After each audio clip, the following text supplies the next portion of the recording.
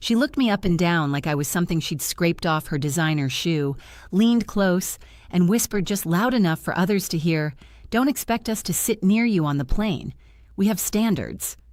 I simply nodded and smiled.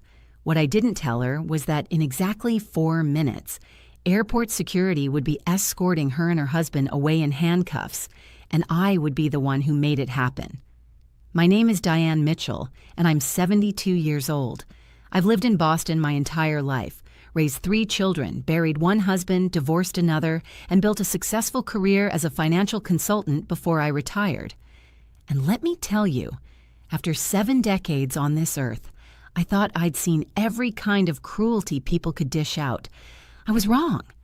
Before I tell you what happened that day at Logan International Airport, I need you to do something for me. Leave a comment and tell me where you're watching this from. Are you in Texas, California, maybe somewhere overseas? I love knowing that my story is reaching people all over the world. It makes me feel less alone in what I went through. Now, let me take you back to October 15th, the day everything changed. The morning started like any other Thursday. I woke up at 6, made my coffee, and sat in my kitchen watching the sunrise paint the sky orange and pink. At my age, you learn to appreciate these quiet moments. You never know how many you have left. I was flying to Seattle that afternoon to visit my daughter Jennifer and meet my newest grandchild for the first time. Little Emma Grace had been born 3 weeks earlier, and I'd been counting down the days until I could hold her. My carry-on was packed with hand-knitted blankets, organic baby clothes, and enough excitement to fuel a rocket ship. The Uber dropped me off at Terminal B around 2 o'clock. The airport was busy but not overwhelming. I wheeled my small suitcase through the automatic doors, breathing in that peculiar airport smell of coffee, anxiety, and possibility. That's when I saw them, Richard and Brittany, my ex-husband and the woman he left me for. Now, before you start thinking this is going to be one of those bitter ex-wife stories, let me set the record straight. I divorced Richard 8 years ago, and it was the best decision I ever made. He didn't leave me for Brittany. I threw him out when I discovered he'd been siphoning money from our joint accounts to fund his midlife crisis. The Porsche, the hair plugs, the gym membership he used twice. Brittany came along about 6 months after the divorce, when Richard was busy trying to convince everyone that he was still a catch at 68 years old. She was 42. A yoga instructor with an Instagram following and an MBA in manipulation. But here's the thing. I'd made peace with all of it. I'd moved on, built a beautiful life for myself. Richard and Brittany could have each other, as far as I was concerned. I had my children, my grandchildren, my book club, my volunteer work at the hospital. I was happy. At least I was happy until I saw them in that airport check-in line. I was standing in the priority line. I always pay a little extra for the convenience at my age. When I heard that voice, Richard's voice, that particular whiny tenor that used to grate on my nerves during our marriage. "The kiosk isn't working, Brittany. You'll have to go to the counter." I didn't turn around. I focused on the screen in front of me, entering my confirmation number with fingers that had suddenly gone cold. Maybe they wouldn't notice me. Maybe I could check in, get through security, and never have to... Oh my God. Richard, is that Diane? Brittany's voice was loud, deliberately loud. The kind of loud that's designed to draw attention. I took a breath, composed my face into a neutral expression, and turned around. "Hello, Richard." Brittany. They were standing about 10 feet behind me, looking like they'd just stepped out of a resort brochure. Richard wore a linen shirt that was probably supposed to make him look casual and wealthy, but mostly made him look like an unmade bed. Brittany was draped in designer labels from head to toe, a cream-colored pantsuit that probably cost more than my first car, oversized sunglasses perched on her head, and a handbag that I recognized from a recent magazine spread. $4,000, if memory served. "Diane!" Richard's voice was artificially cheerful, the way people sound when they're trying too hard to prove they're over you. What a coincidence. Are you traveling somewhere? As if the airport check-in line was a place people hung out for fun. Seattle, I said simply, to see Jennifer and the new baby. Oh, that's nice. Brittany's smile was all teeth and no warmth.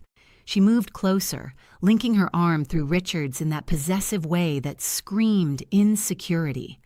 We're flying to the Maldives. First class, of course. Richard surprised me for our anniversary. Congratulations, I said, meaning it as genuinely as I could. I turned back to the kiosk. Are you flying coach? Brittany's question cut through the terminal noise like a knife through butter. I paused. Something in her tone made the hair on the back of my neck stand up. Economy plus, I said, without turning around. It's a 5-hour flight. I don't need anything fancy. Oh? That single syllable carried so much judgment it could have sunk a ship. Well, I suppose when you're on a fixed income, you have to make choices. I gritted my teeth and continued checking in. My boarding pass printed, Gate C7, Seat 12A. Everything was fine. I could walk away. I could be the bigger person. Richard and I could never fly anything but first class, Brittany continued, her voice carrying to everyone around us. It's just so cramped, back there with all those people. And the smell. Don't you find there's always a smell in economy? I collected my boarding pass and turned to face her fully. She was looking at me the way someone might look at a bug. Her eyes traveled up and down my body, taking in my comfortable traveling clothes. Nice jeans, a cashmere sweater, practical shoes. I'd never been one for flashy displays of wealth, even when I had plenty of money. You look good, Brittany said, in a tone that clearly meant the opposite. For your age, that's really what matters at a certain point, isn't it? Just looking good for your age? Richard shifted uncomfortably. Brittany, I'm just saying, Richard, not everyone can maintain standards as they get older. She turned to me with a smile that didn't reach her eyes. I admire you, Diane. I really do. Making peace with where you are in life, accepting your limitations. The people around us had started to notice. An older gentleman behind them looked sympathetic. A young woman with a baby was shaking her head slightly. Everyone could feel the tension crackling in the air. I should get going, I said quietly. Security lines can be long. Oh, we have TSA pre-check, Brittany said quickly. She moved closer, and that's when I smelled it. Champagne. At 2 p.m. She'd been drinking. We breeze right through. But you probably didn't want to pay for that either, did you? Every penny counts when I'm what, Brittany? The words came out before I could stop them. She smiled, sensing weakness, sensing an opportunity to go in for the kill. When you're alone, she said softly, almost kindly, which somehow made it worse. When you're living on whatever Richard left you after the divorce. When you're flying coach to visit your children because it's the only adventure you have left. The terminal seemed to go quiet around us, or maybe that was just my blood pounding in my ears. I'm going to check in, Richard muttered, moving toward the kiosk. But Brittany wasn't done. She took a step closer to me, close enough that I could see the fine lines around her eyes that no amount of Botox could quite hide. Here's some free advice, Diane, from one woman to another. Her voice was low, intimate, venomous. Don't expect us to sit near you on the plane. I know we're all going through the same terminal, but once we're on that aircraft, there's a curtain between first class and the rest of you. A literal divide between people who matter and people who don't, between people with standards and people who've given up. She paused, letting her words sink in like poison. We have standards. I know that's hard for you to understand anymore, but we do. So don't come looking for us during the flight. Don't try to chat when you see us in Seattle. We're not in the same world anymore. Accept it and move on. I looked at her, really looked at her, at this woman who had everything she thought she wanted and still felt so small inside that she needed to tear someone else down in an airport check-in line. And I smiled, a real smile, genuine and calm and completely unaffected. Okay, I said simply. Have a wonderful flight. Then I picked up my carry-on and walked away. Behind me, I heard Richard say, "Brittany, what the hell was that?" "Oh, don't defend her to me. That woman got half of everything you worked for. She doesn't deserve—" I didn't hear the rest. I was already moving toward security, my heart pounding but my head clear. Here's what Brittany didn't know, what Richard had apparently never told her. I didn't get half of everything in the divorce. I got 70%. Because when we split our assets, my lawyer discovered that Richard had been committing tax fraud for the last 8 years of our marriage. Small stuff at first. Inflated business deductions, unreported cash income from his consulting work. But it added up. My lawyer gave him a choice. Give me 70% in the divorce, or she'd report him to the IRS, and he'd likely lose everything plus face criminal charges. Richard chose option 1. So while he told everyone I'd taken him to the cleaners, the truth was I'd saved him from federal prison. And I'd done it quietly without destroying his reputation, because despite everything, we'd been married for 34 years and had 3 children together. Some part of me still cared about the man he used to be, even if I despised what he'd become. But apparently, that kindness had never made it into the story he told Brittany. As I stood in the security line, I felt my phone buzz. A text from my daughter Jennifer. "Mom, can't wait to see you. Emma's sleeping schedule is finally settling down. We'll pick you up at the airport. I love you so much." I smiled and texted back a heart emoji. This was why I was here. This was what mattered. Not Richard and his midlife crisis made flesh. Not Brittany and her desperate need to feel superior. Just family, love, new beginnings. I made it through security without incident, bought an overpriced bottle of water and a magazine, and headed toward my gate. The Seattle flight wasn't boarding for another hour, so I settled into a seat near the window and pulled out my book. That's when I heard the commotion. At first, it was just raised voices coming from the direction of the main check-in area, the kind of airport drama that happens a dozen times a day. Missed connections, overbooked flights, lost luggage. I barely paid attention. Then I heard Richard's voice. "This is absurd. I paid for these tickets 3 months ago." I looked up from my book. Through the glass partition that separated the gate area from the main terminal, I could see a crowd gathering. And at the center of it, Richard and Brittany were surrounded by 3 airport security officers. My curiosity got the better of me. I stood up and moved closer to the partition, close enough to hear but not be seen. "Sir, I need you to calm down." The security officer was a tall black woman with the patient voice of someone who'd dealt with difficult passengers before. "The airline system shows your tickets as unpaid. Until we can resolve this, I can't let you through to your gate." "Unpaid? That's impossible." Richard's face was turning the particular shade of purple I remembered from our marriage arguments. "I have the confirmation email right here on my phone." "The confirmation shows the booking was made, sir, but the payment never went through. The transaction was declined." "Then run it again." "It doesn't work that way, sir. You need to contact your bank or credit card company." "I used my American Express. It has a limit of $50,000. There's no way it was declined." Brittany had gone very quiet. She was scrolling frantically through her phone, her face pale. "Richard," she said slowly, "when did you book these tickets?" 3 months ago, like I said, September 15th. "What card did you use?" "The Amex, the same one I always—" He stopped. His face went from purple to white in about 2 seconds. I couldn't help it. I moved closer, stepping right up to the glass. Brittany's voice was shrill now. "Richard, please tell me you didn't use the card from the joint account." "What joint account?" "The one you had with Diane. Please tell me you didn't—" Oh, this was getting interesting. The security officer looked between them. "Is there a problem, sir?" Richard's mouth opened and closed like a fish. "I might have used the wrong card." Here's what had happened, and I pieced it together later when Richard finally had to confess to Brittany.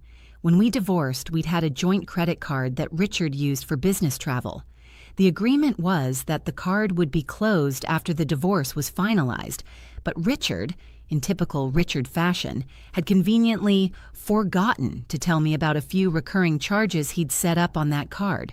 Small things, his gym membership, a subscription box service, and apparently a hold for 2 first-class tickets to the Maldives that wouldn't actually be charged until the day of departure. I discovered the charges 3 months ago during my quarterly financial review. My accountant flagged them, and I'd immediately contacted American Express to dispute the charges and close the card for good. The gym membership and subscription box cancellations went through immediately. But the airline tickets? Those were just a hold. A promise to pay when the travel date arrived. That travel date was today, and the card they were trying to charge no longer existed. You know, what? If you're enjoying this story, and I have a feeling you are, do me a favor and hit that subscribe button. Because trust me, what happens next is even better than what you've heard so far.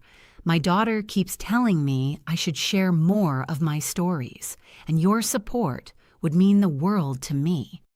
Now, back to the airport. So you're telling me, Brittany's voice had gone dangerously quiet, that you booked our anniversary trip on a credit card you shared with your ex-wife. It wasn't active. I mean, it was supposed to be closed, but I forgot about the hold I put on it, and you forgot. Brittany's laugh was sharp enough to cut glass. You forgot that you were using your ex-wife's credit card to take me on vacation. It was a joint card. Technically, it was my card, too. Sir, the security officer interrupted. If you can't provide valid payment for these tickets, I'm going to have to ask you to leave the gate area. Just charge it to my personal card. Richard pulled out his wallet, fumbling with the contents. Here, take this one. The ticket counter agent, a young man who looked like he wanted to be anywhere else, shook his head. Sir, it doesn't work that way. The original booking has been flagged as fraudulent because the payment card is no longer valid. Even if you pay now, the system won't let me reissue the tickets. You'll have to contact the airline directly, and given that your flight leaves in 45 minutes, this is discrimination. Richard's voice rose several octaves. I'm being discriminated against because of my age. You're all in on this together. You're trying to prevent me from... Sir, if you don't lower your voice, I'll have to call additional security. That's when Brittany made her fatal mistake. She turned on the ticket agent, her voice dripping with entitlement. Do you know who he is? He's a consultant. He's flown over 1 million miles with this airline. He has status. You can't treat him like some common criminal just because of a computer glitch. The security officer's expression hardened. Ma'am, nobody's calling anyone a criminal, but if you can't resolve the payment issue, you'll need to step aside and let other passengers check in. No. Brittany's voice rose. No, we are not stepping aside. We have a flight to catch. We have reservations at a 5-star resort. I have been planning this trip for months, and some computer error is not going to... She reached for the ticket agent's computer screen. That was mistake number 2. The moment her hand touched the equipment, the security officer moved. So did her colleagues. Ma'am, you cannot touch the equipment. I need you to step back. I'm just trying to... Step back now. Don't you dare tell me what to do. I know my rights. This is harassment. Things escalated quickly after that. Brittany refused to move away from the counter. Richard, instead of calming her down, started filming on his phone and shouting about lawsuits. Other passengers were backing away. Children were staring. The situation had gone from uncomfortable to dangerous in about 30 seconds. The security officer made a gesture, and 2 additional officers appeared from seemingly nowhere. Sir, ma'am, I'm asking you one more time to step away from the counter and exit the gate area peacefully. If you refuse, you'll be detained for interfering with airport operations and disturbing the peace. You can't detain us. We haven't done anything wrong. Richard's phone was still up, still recording. This is going viral. Everyone's going to see how this airline treats people. Last warning, sir. Richard took a step forward, his chest puffed out, his face red. You want to detain me? Fine, do it. I'll sue you, the airline, this whole damn airport. I'll own this place by the time my lawyers are done. The security officers exchanged glances. The kind of glance that said they'd seen this movie before and knew exactly how it ended. Richard Mitchell, Brittany Chen, you're being detained for disorderly conduct and interfering with airport security operations. You have the right to remain silent. You're arresting us? Brittany's voice cracked. You can't arrest us. We have a flight. We have reservations. Richard, do something. But Richard couldn't do anything. He was too busy trying to squirm away from the officer, putting him in handcuffs. This is Diane's fault! Brittany screamed suddenly, her eyes wild. His ex-wife! She did this! She sabotaged us! Richard, tell them! Tell them about Diane! And that's when she saw me. I was standing at the glass partition, my book still in my hand, my face completely neutral. Our eyes met across the crowded terminal. Brittany's mouth fell open. You, she whispered. Then louder. You did this. You canceled the payment. You knew we'd be here. You planned this whole thing. The security officer holding her arm looked at me. Ma'am, do you know these people? I could have lied. Could have said no and walked away. But after 7 decades on this earth, I'd learned that truth has a power all its own. Yes, I said clearly. Richard is my ex-husband. I was married to him for 34 years. And did you have anything to do with their tickets being unpaid? I closed a joint credit card 3 months ago, as was my legal right after our divorce was finalized 8 years ago. I had no knowledge that my ex-husband was attempting to use that card for any purchases. It was the absolute truth, every word of it. She's lying, Brittany shrieked. She knew, she planned this. She humiliated us on purpose. The security officer looked at me, then at Brittany, then back at me. Ma'am, she said to me, did you have any interaction with these people today before this incident? Yes, I said. They spoke to me at the check-in counter about 20 minutes ago. Brittany told me not to expect them to sit near me on the plane because they have standards. Then she suggested I stay away from them during the flight and while we're all in Seattle. A muscle twitched in the security officer's jaw. I see. She turned to Brittany. So you intentionally harassed this woman at check-in, then your tickets didn't go through, and now you're accusing her of sabotage? She did sabotage us. Ma'am, I'm going to stop you right there. The officer's voice was tired. First of all, closing a credit card is not sabotage. It's a normal financial decision. Second, if you had told us at the beginning that you were trying to use a card that belonged to someone else, we could have sorted this out differently. And third, harassing other passengers in this terminal is against airport policy, and making false accusations during a security incident is a crime. Brittany's face went from red to white to red again. But Richard Mitchell, Brittany Chen, you're both being taken to airport security for processing. You'll be released after questioning, but you're both being placed on the airline's no-fly list for the remainder of today. If you want to continue your travel plans, you'll need to book with another carrier. No-fly list? Richard had finally found his voice. You can't do that. Yes, sir, we can. And we just did. They were led away, Brittany still screaming about lawyers and rights and discrimination, Richard stumbling along beside her, looking like someone had hit him with a frying pan. The terminal slowly returned to normal. Passengers went back to their phones. Children returned to their games. The young man at the ticket counter looked like he'd aged 5 years in 10 minutes. The security officer who'd spoken to me walked over. She was younger than I'd initially thought, maybe early 40s with kind eyes and a no-nonsense expression. I'm sorry you had to witness that, ma'am, she said, and I'm sorry they spoke to you that way at check-in. It's not your fault, I said, but thank you. She smiled slightly. Between you and me, the look on their faces when they realized what was happening, that was pure poetry. I couldn't help it. I laughed, a real, genuine laugh that came from somewhere deep in my chest. It was, wasn't it?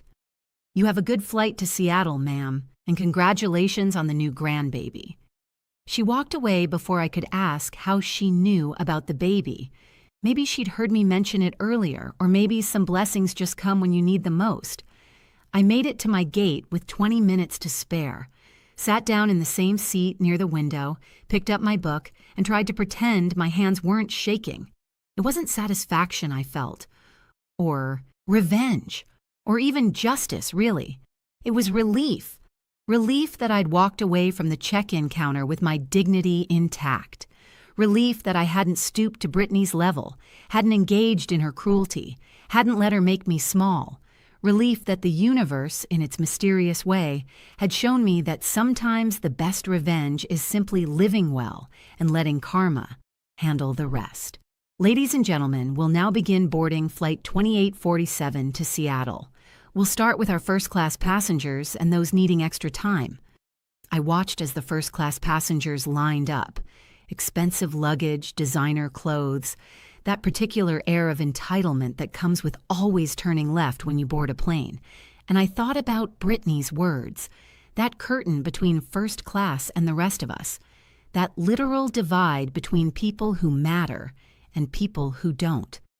What she didn't understand, what people like her never understand, is that the curtain isn't about money or status or where you sit on an airplane.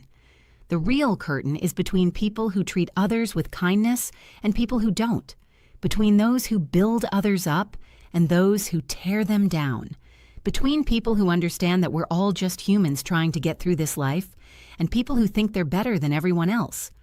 I'd been on both sides of that curtain during my life. I'd had money and lost it, had love and lost it, had respect and had to fight to earn it back. And through it all, I'd learned that the only thing that really matters is how you treat people when you have power over them, how you behave when no one's watching, whether you choose kindness or cruelty when both options are available. Brittany had chosen cruelty, and the universe had responded accordingly. Now boarding all passengers in economy plus an economy. I picked up my carry-on and joined the line. The flight to Seattle was smooth. 5 hours of reading, a halfway decent chicken salad sandwich, and the kind of quiet contentment that comes from knowing you're heading toward people who love you. When we landed, I turned on my phone and found 3 text messages. The first was from Jennifer. "We're waiting at baggage claim. Emma's awake and can't wait to meet her grandma." The second was from my son Michael. "Mom, did you really get Dad arrested at the airport? He's been blowing up my phone. What happened?" The third was from Richard. "Diane, we need to talk. This is serious. Call me." I deleted Richard's message without responding. I texted Michael. "Your father created his own problems. As usual. I had nothing to do with it. See you at Christmas." And I texted Jennifer. "On my way to you, sweetheart. Tell Emma that Grandma Diane is bringing all the love in the world." Then I walked through the terminal, past the first-class passengers collecting their luggage from the priority carousel, past the rental car counters and the coffee shops and the duty-free stores. I walked toward the baggage claim area where my daughter was waiting with my granddaughter, toward the people who mattered, toward the life I'd built after everything fell apart, toward the future that was mine and mine alone. And I never looked back. So that's my story. The day I was told I didn't meet someone's standards, and the day those same people learned that karma doesn't care about first-class tickets or designer handbags or how much you've spent trying to look important. I'm not going to sit here and give you life lessons. You're smart women. You know how to treat people. You know the difference between kindness and cruelty. All I'll say is this. The next time someone tries to make you feel small, remember that their cruelty says everything about them and nothing about you. And sometimes, the universe takes care of things without you having to lift a finger. Thanks for watching, and thanks for taking this journey with me. If you enjoyed this story, I'd love to hear your thoughts in the comments. Have you ever had a moment like this, when karma showed up right on time? Until next time, this is Diane, reminding you that dignity never goes out of style.